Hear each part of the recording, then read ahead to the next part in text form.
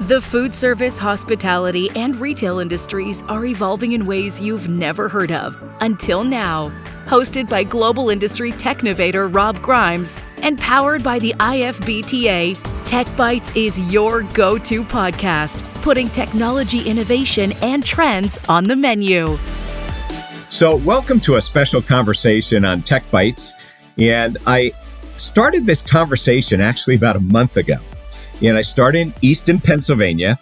And it was so interesting because I wasn't there for that purpose.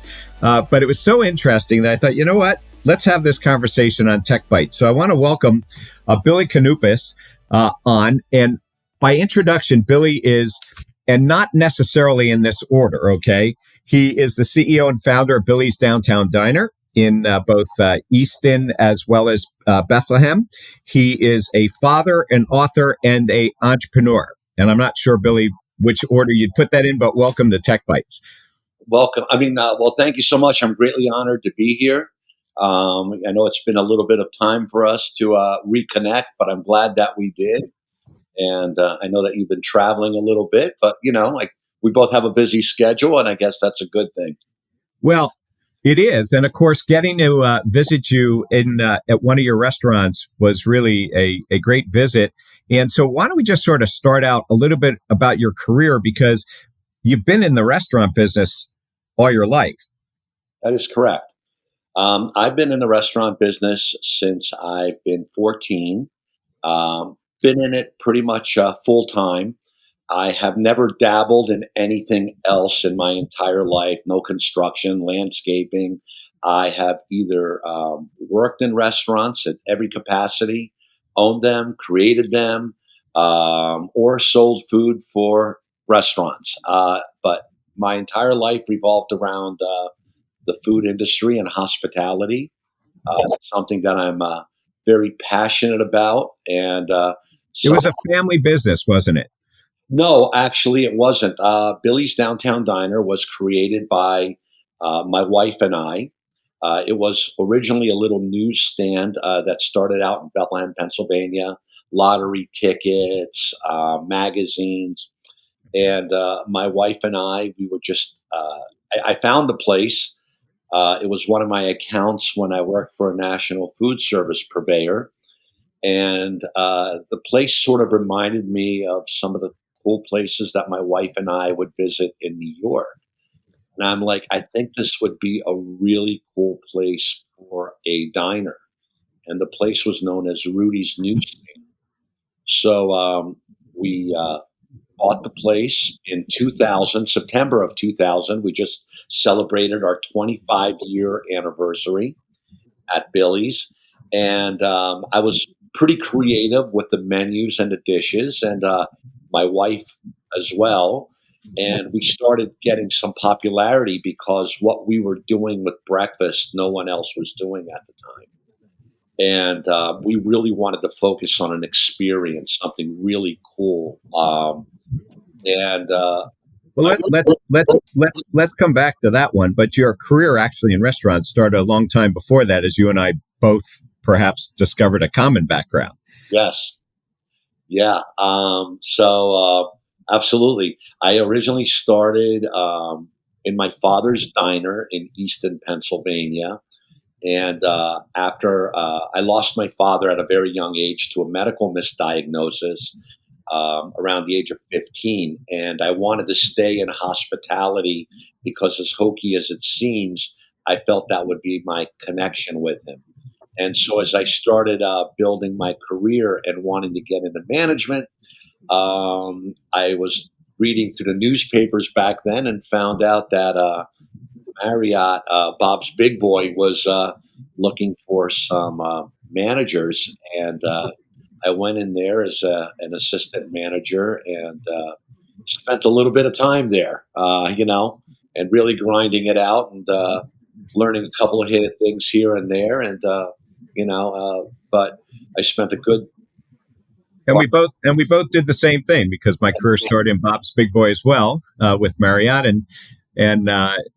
but actually the one thing I shared with you and you shared with me is that and it probably helped you in the diner business, is that, when you're working as a manager, assistant manager in a Bob's Big Boy, you got to be able to do everything. You got to be the best egg flipper and the dishwasher and pretty much everything, right? Yeah, you had to learn. I mean, they were pretty advanced by our standards at the time. They had really embraced technology, something that the majority of the restaurants that I was working in the Lehigh Valley had not embraced. So I was getting to understand a lot about a little bit more about technology and the importance of it in hospitality. They had a very good training program. It was a boot camp, and those places were very, very busy. The buses and the hotel people and everything. It just didn't stop. It just didn't stop. Yeah, you start a shift and before you're over, before you know it, the shift is over. Now, you've been on the food purveyor side. You've run and open restaurants, and I know you're affiliated with some other restaurants as well. Billy's is not your only one. Uh, but your heart and your passion is there. And by the way, I'd correct what you originally said, which was that you decided not to go into landscape and all those other things. But I would tell you, I have a pretty good feeling that you've been doing landscape and everything else, for what you have to do. So, where does the author come into this? So I went to Moravian College, and I didn't graduate from there because I was in English and I was taking English classes and I wrote some papers, and my professor said to me, "Well, he goes, I don't think writing is going to be your thing. Maybe you can stick to kitchens." Not your bag, baby. Yeah, it's not my bag. But somehow something possessed me to write a story, to write a book. I was thinking a lot about my journey and what I was going through, and also hearing my father's stories of, and I felt that sharing the stories of an entrepreneur in capitalism was something that would be very important. I felt that it was, something that brought a lot of freedom to me, and it was therapy. And I started having, I had a journal, and I started writing and writing, and somehow I started creating an outline. And the next thing you know, um, I'm just writing all these notes. Then I opened up Billy's in Bethlehem. I opened up Billy's in Allentown. Opened up Billy's in Easton, and somebody said to me, "Why don't you write a book on how to start and build your own business?" So I wrote my first one, which was called Billy Cooks Like a Mother, which was a book about how to start your own business on the cheap, because everybody thinks you got to come up with millions of dollars. And so I wrote this little book, and it did very, very well. And then as I started to grow, I started to I was being asked to speak at colleges and universities. By the way, so my professor said I didn't have good communication skills. I didn't know how to write. And the next thing you know, I'm writing books and I'm speaking in colleges, and I've dropped out of college, which is really funny. And so then I wrote my second book because some of the schools were talking about the importance of entrepreneurism and being entrepreneurial.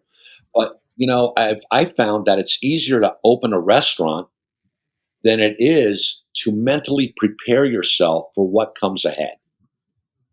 Because people that have a lot of money don't go and start businesses. If you have a lot of money, why are you going to go and open up a business? You let other people start businesses. Yeah, and and so now, so I wrote my second book, which was called The It Factor. And Which, by the way, I walked into the restaurant, I'm thinking, how come they got a technology book here? And I'm looking at the cover of this thing, and I'm looking at this, and I'm going. And then I figured it out that it was probably something else. yes, and it was, and boy was it. And so what I did is I took people on a journey of my struggles and tribulations of what it took to stay mentally prepared for the business, because there were times in my life that I was undercapitalized. I didn't know, am I paying my mortgage, am I paying my employees, am I paying my purveyors? There was a lot of emotion that was involved in building the business. And when we think business, we're thinking of I don't know, rainbows and unicorns, that we're going to make $1 million. But there's a journey that's involved with that. That involves a lot of pain, a lot of work. You got to be smart. You got to be able to really understand how to play chess, in business. But Because didn't you also see that? I mean, the restaurant business is a tough business, and people love it. It's a passion. And you had worked for a food provider, so you obviously worked with a lot of businesses as well. So were there learnings that you were able to get from the people that you work with and you observed that you were able then to use yourself? yeah, so of course, I'm like a sponge, and most entrepreneurs are, right? But there's a difference between gathering knowledge and reading and understanding principles, but then you have to execute it in real life. And you got to make split decisions quick, you know? And that is where the challenges come along, because you're always thinking, you know? You're thinking, you're moving.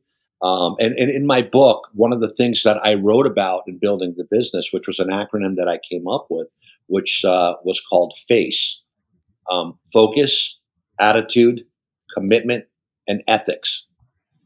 And those were like the four things that I had to incorporate in my everyday life of putting in, 17, 18-hour shifts every day, 7 days a week.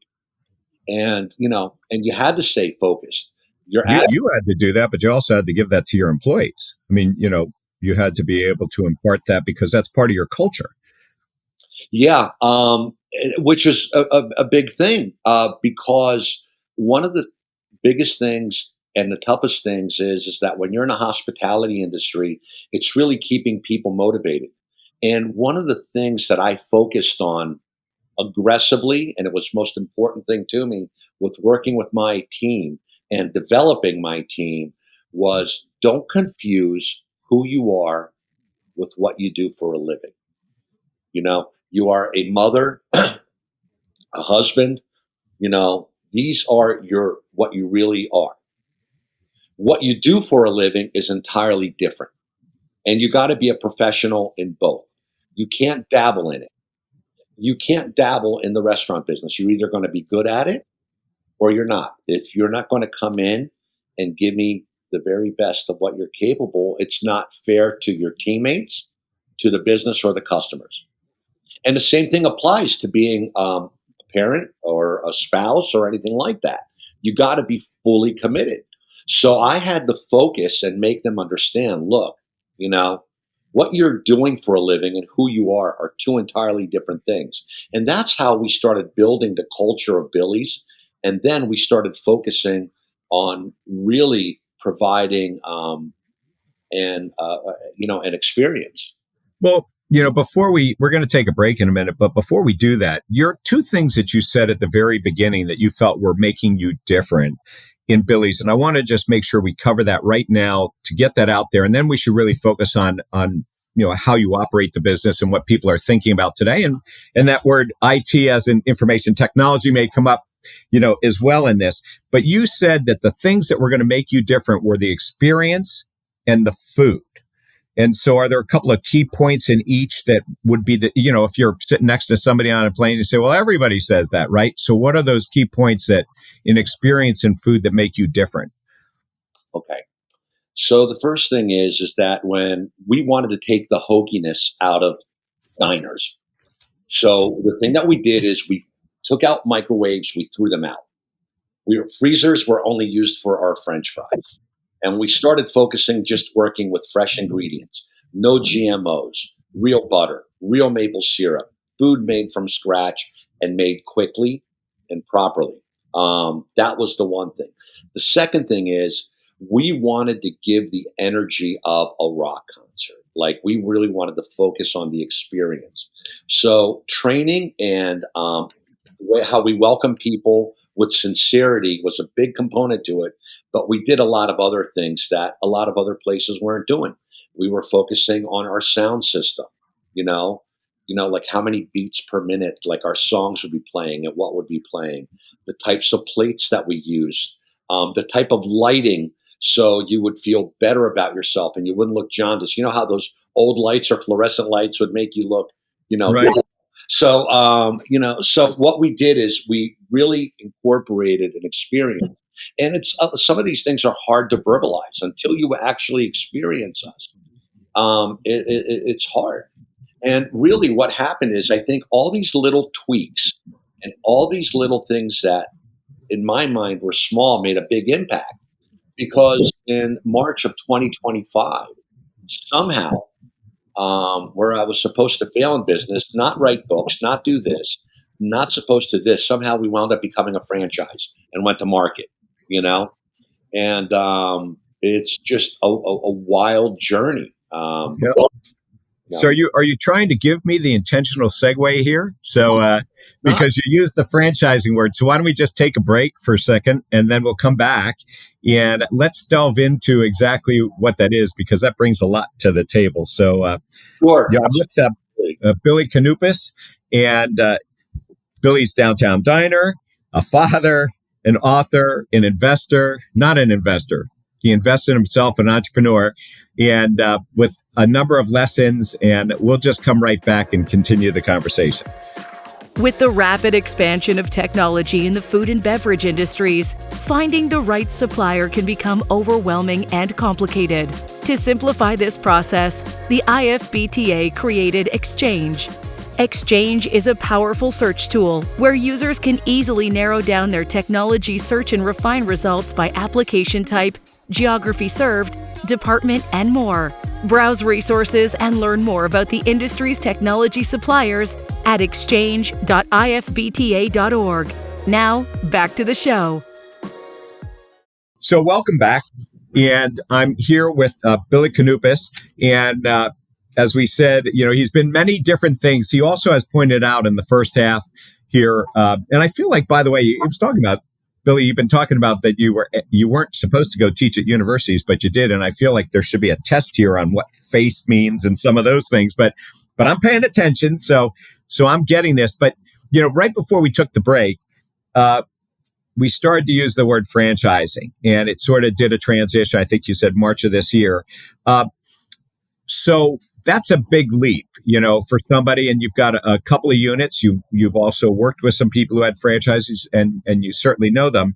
So, there's that Pennsylvania hospitality. What works well for your food, your environment, and for face in Pennsylvania where you're at, may or may not work in other places. So why get into the franchising business in the first place? And what is it that you think? Because you've already pointed out, people have a certain perception of diners, and you're going to be different. So, why? Okay, great question. There's a couple of reasons here. First of all, the first thing is, would Billy's translate outside of its market and demographics of where it currently is? And the quick answer to that is yes.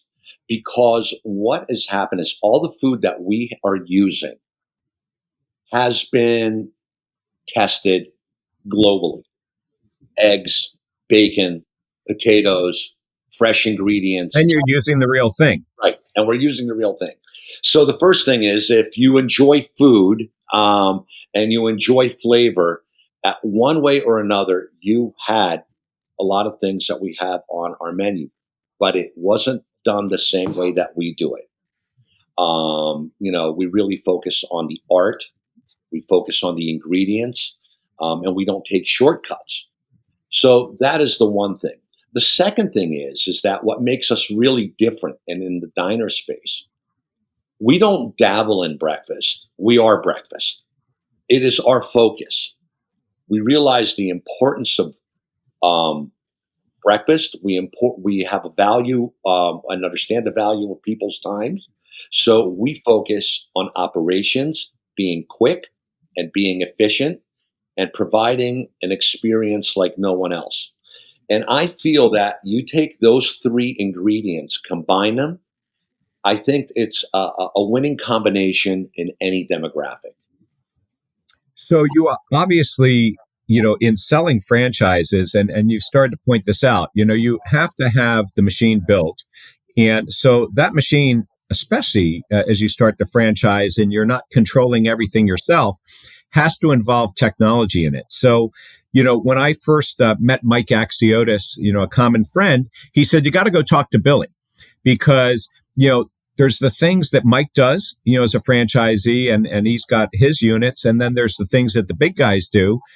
But you're an independent that's doing this. And now you're going to go ahead and put a program together for other people to work with you. So how does tech play into this? And what is that tech journey? Yeah. So, I mean, well, technology is very, very important because for a lot of reasons, but one of the main reasons for it is you want to secure your operations. You need to have a good understanding of your operations. And when we're talking operations, you got to be able to move quickly and efficiently, right? You got to have your accounting in place, your recipes in place, your training in place. And, before we were talking about our Bob's Big Boy days, back in the day, when we were training to become managers, it could be 8 to 10 weeks, depending on who your trainer was and everything. Uh, Now, when you have high salaries, uh, and we have bigger menus, and our world is moving a lot quicker, you need to embrace technology. So we've been working, and our chief development officer is Dr. Ben Liedeline, and he is the founder of Franchise Well. He's also a professor of franchise at Georgetown University. So we wanted to work with the very best and came up with some proprietary software that he helped put together. Um, so when we're talking about the franchise and the tech thing, I need you to understand. I think one of the reasons why we're successful and why we have stood the test of time, it's because we know how to put a team of experts together. So I am new to franchising, not new to hospitality. So I looked to find the very best in the market because I want my business to be a legacy. I want it to last. I want it to be timeless. And that's what we're focusing on. And although I'm good at a lot of things, I am a work in progress and I need to work with the very best. And I'm very privileged and honored because I work with Mike Axiotis, who's an amazing friend, a good guy, and he's smart, and he's very smart. And then, my chief development officer and his team, they're probably the most respected in the industry. And then of course, what we've been doing and spending a lifetime on. I don't see how working with successful people on a daily basis that share a common vision and a common goal um, could turn into Mhm. anything but successful. So I got to tell you that every conversation you come away with something, right? And there's those things, that as I left, the breakfast with you, I kept thinking about. There was something that you said. So when people go out and they do franchising, it's a package. And as you pointed out, you need to have that team and you need to have the expertise. And of course, you need to be able to keep your culture or what it is because you're having other people deliver it for you. But you also have an interesting way, people always talk about footprint and size of unit because that's investment. And then how do you measure your KPIs? And I thought maybe you might want to address that because, you may be a little bit unique in that as well for the amount of sales and things that you do. Yeah. So I feel that if you're going to be successful in the restaurant business, you need a couple of things. Number one, you got to make a good deal in the beginning. Once you sign those contracts, you can't go back and change them. So one of the things that we did is we focused on a small footprint, right? 2,500 square feet, easy build out, quick, efficient. 2,500 square feet in a full service restaurant. Yeah. Yeah. Now that's the recommended size. My places are around 2,000 to 2,100 square feet. That's the first thing. The second thing is the reason why we use such a small footprint. It enables us to work with a higher check average. And then it's easier for me to find 10, 11 great employees than trying to find 50. The third thing is it helps us control our labor, our food costs, our freshness of ingredients. So we focused on a small footprint because of its efficiency, and it's made us very profitable. My locations are very profitable. Now imagine if I would have went and did those same places. Let's assume that you, like the restaurant you came in Easton, let's assume I did a $3 million build out over there and I was paying $100 a square foot. And then on top of that, I added another 3,000 square feet. I'm putting myself way behind the eight ball. So the thing is that there's no place for ego in the business. What we focus on is for it to be aesthetically pleasing, very Soho-ish, very hip, very modern, very timeless. We focus on the small footprint, and then we focus on our numbers, and more importantly, focus aggressively on training. So talk about the numbers. How do you measure the numbers? Well, I think that you remember a little thing when we worked back in the day with Marriott called MPCs. Yep. 10 hours per customer, right? So the fact of the matter is, and to my knowledge, and please correct me if I'm wrong, because I don't want to give any incorrect information. No restaurant operates at 100% occupancy. That means every hour, every minute, your restaurant is filled. Every table of 2 has 2. Every table of 4 has 4. Every table of 6 has 6. So the first part of it is that I have not seen a restaurant doing that anywhere in the history of my career. The second thing is we know that the biggest. By the way, that's a very interesting comment, because a lot of people 10, 15 years ago, when they started talking about doing handheld terminals at tableside, and of course, one of the selling propositions was either higher check average or quicker table turn. My comment at the time would be, well, if you're not running at 100%, I'm not so sure how much more table turn you're going to get, but let's just talk about the number of labor and the check average, right? Right. Yeah. Which goes into the second part of this, right? What's the biggest expense a restaurant has? An empty seat. So now one of the things that we have to focus on is how do we focus that empty seat when we're not operating at 100% occupancy, right? What is your menu going to look like? What's the design like? And without doing a hard sell to a person. And this is where training is so important, and what you're going to communicate to your guests, and having a good understanding of the knowledge of the menu, and really focusing on an experience. Yeah, you got to watch your costs, right? I can buy something, for pennies on a dollar, hypothetically speaking. But if I'm not selling it, I'm not making money on it, right? So we need to focus on sales. So, if you combine a good deal, have an understanding of your costs, realize that you're not going to work at 100% occupancy, have a true understanding that the biggest expense you're going to have is an empty seat, right? Now you're starting to put a lot of the pieces of the puzzle together. Now, how do we get to that closer to that 100% occupancy? So when you're going to a demographic area and you got to understand the square footage of what you're doing, and you're like, okay, I want to build a business. It's going to have 85 to 90 seats. Our hours of operation are from 7 a.m. till 3 p.m. Okay, what are we doing now? And which is the best way for us to try to get to that 100%? So, and like I said, I mean, we're not going to, it's hard for me to give all the information in an interview. It's something that you have to. No, but you know what? Yeah. You hit on certain key points, and I think your perspective on first of all, you're doing a small footprint. You have limited number of hours. Now, of course, one of the opportunities, that we talked about was, that means that you have a dark kitchen, that certain hours a day after 4 p.m. is dark. And technically, could you do something else there? I think you have to have the technology to do it. I think you do. And you certainly have the space. But the other thing that you did was you're talking about the empty seat, and you're also talking about the revenue that's there and having the right items and right mix on the menu. But you also talked about the number of square feet and looking at revenue per foot.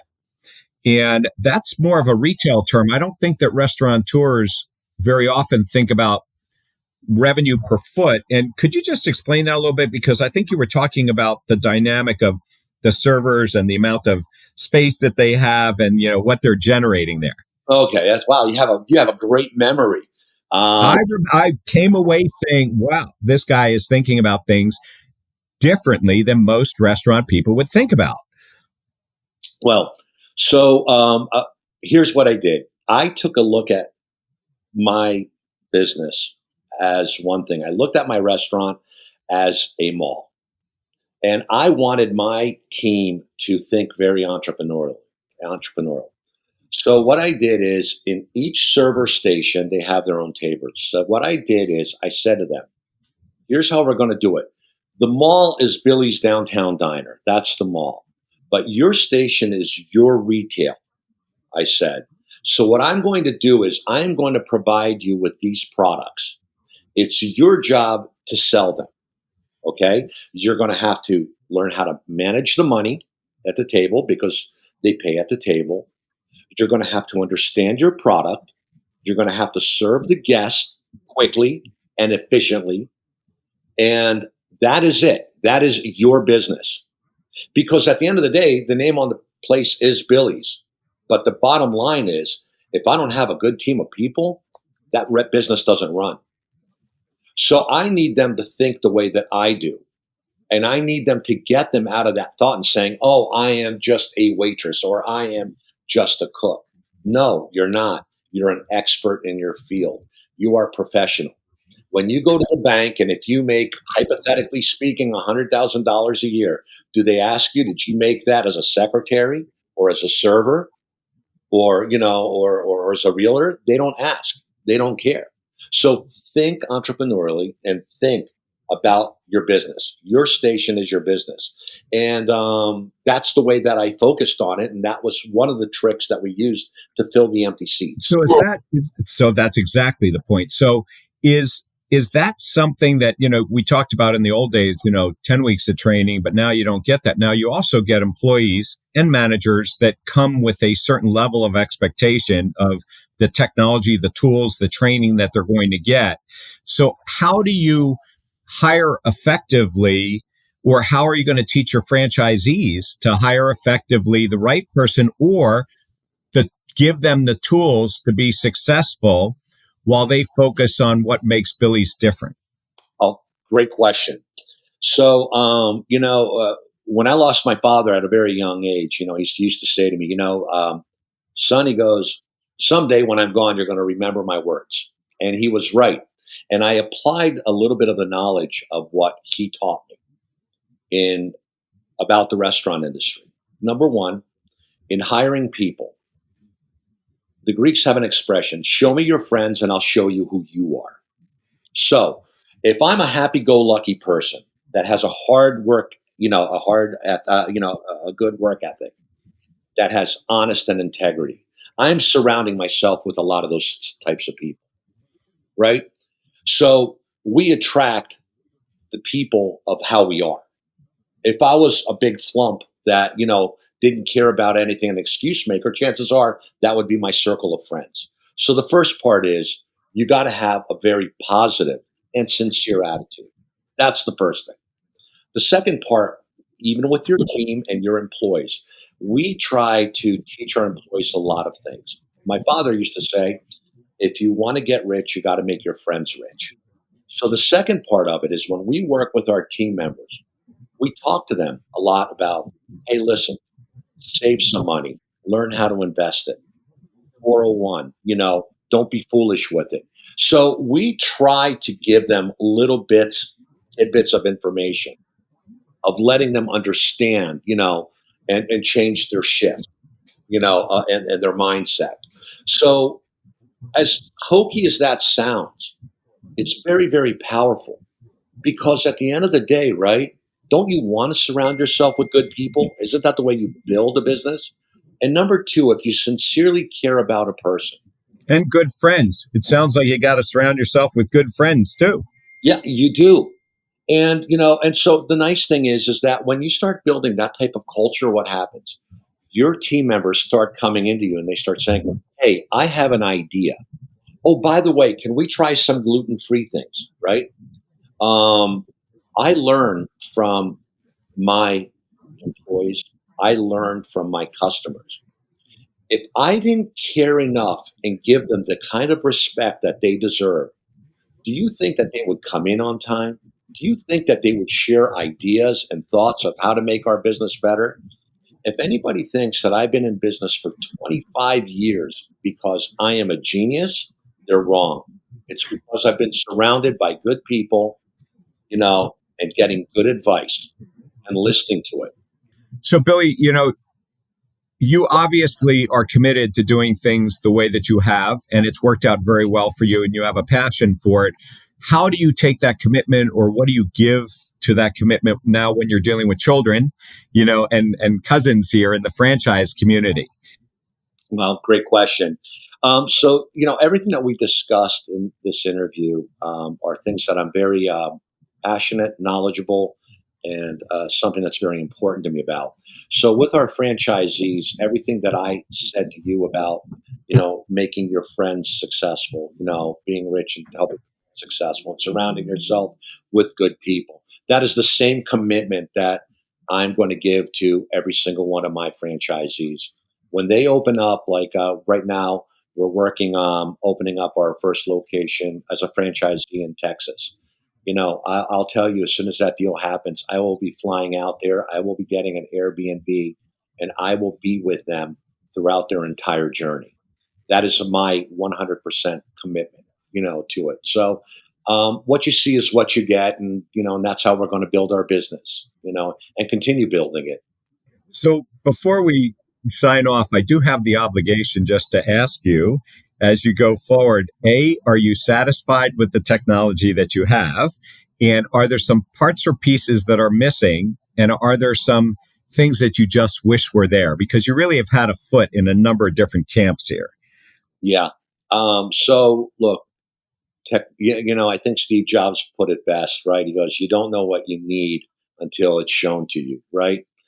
So, but my experience of being in the restaurant industry, I could always use more. I could always use more. You can never have enough love. You can never have enough money. You can never have enough knowledge. So I could always use more. Am I happy? I tell people time, resources, and money, and you can have two, but you can never have all three. Yeah, true. You know this as well as I did because we worked, at the Bob's Big Boy. You take a look at the technology that they had and how advanced it was back then. By today's standards, Documentary. yeah, it's archaic. Right now is a good time to be in the restaurant business because we have great technology. It's better than what it was, and it's a lot more efficient, and it's evolving and better.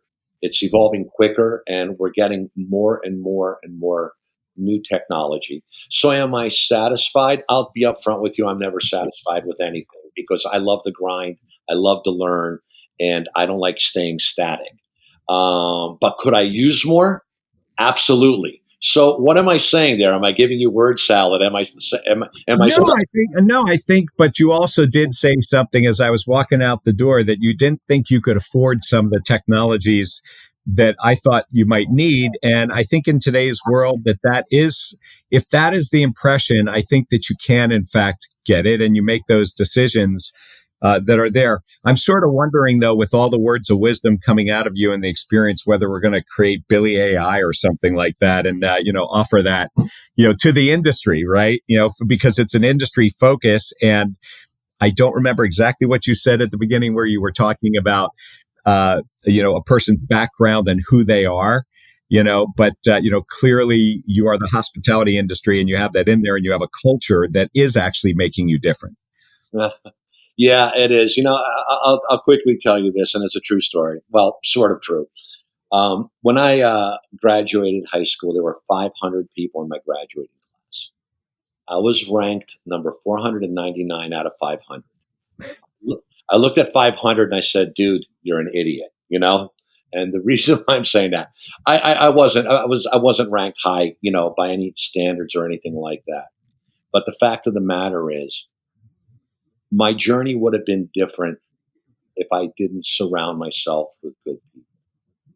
And the good people and everybody that I surrounded myself with, taught me about everything, whether it be technology, about recipes, about efficiency, about training.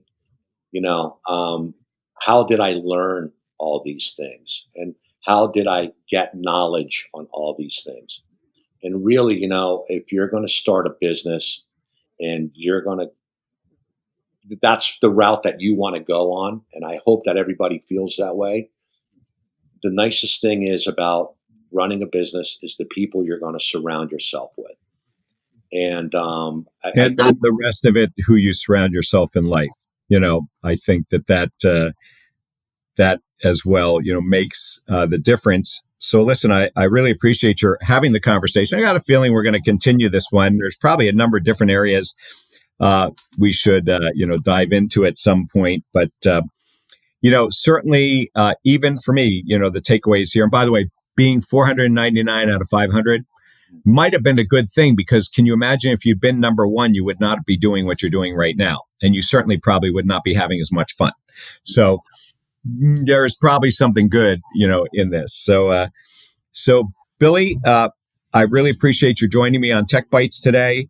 And Billy Kounoupis, and he is the CEO and founder of Billy's Downtown Diner, and coming soon near you in franchising. An author, you may want to take a look up his books, and maybe you get lucky enough to be in a class that he's going to teach. And he's certainly a father and a great community person. And by the way, since I'm learning from you here, I'm hoping that somehow I'm going to be surrounding myself with you, because that's going to go over like a big way for me, right? So I really look forward to us connecting again. And I'm sincerely humbled and honored to be on your program. Thank you so much for the invite. And I really hope that we stay connected for many years to come.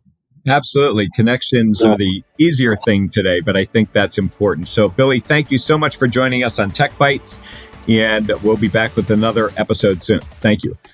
This podcast is brought to you by the International Food and Beverage Technology Association. The IFBTA is the industry's voice of food service, hospitality, and retail technology, providing thought leadership as your single, impartial, and go-to resource.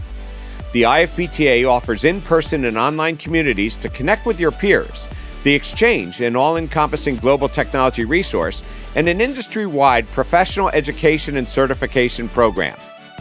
The bottom line is the IFBTA is your place to gather, learn, and share in conversations like the one we're having today. Thank you for joining us on this episode of TechBytes, powered by the IFBTA. I'm Rob Grimes, your host, and I look forward to taking our next bite of technology together.